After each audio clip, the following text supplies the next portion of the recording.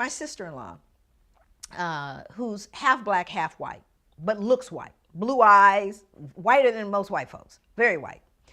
She and I, we kind of grew up together. We raised our children together. So they're first cousins, and it's a wonderful, very, very multicultural family. So we're going in a Safeway one day.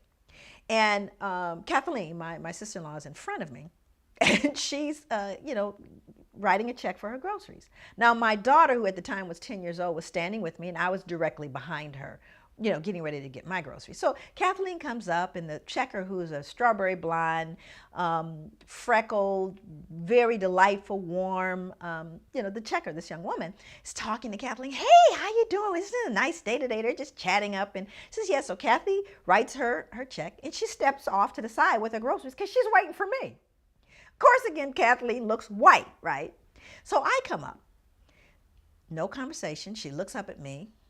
Absolutely no, just a little chatter. And I write my check. My daughter, however, is 10, notices immediately the difference in how she responds to me. So I write my check, and she goes, I'm going to need 2 pieces of ID. At which point, my daughter looks at me, and she gets very, very embarrassed, and tears are kind of coming up in her eye, like, Mommy, you're not gonna let her do this. Why is she doing this to us, right?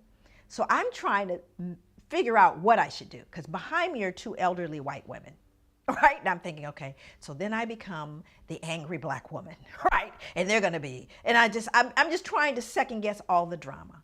So then I just give her the 2 pieces of ID. I said, some things you gotta choose your battles, right?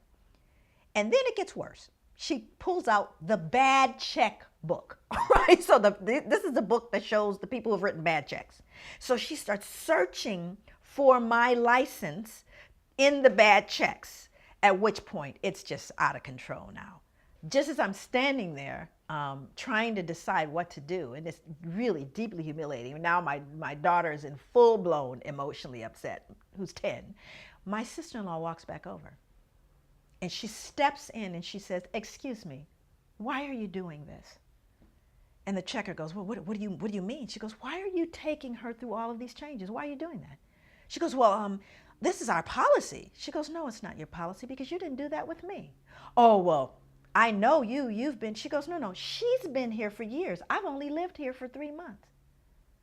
And so at this point, the 2 white elderly ladies go, oh, I can't believe what this checker has done with this woman. And it's totally unacceptable. At which point the manager walks over. So the manager walks over and says, is there a problem here?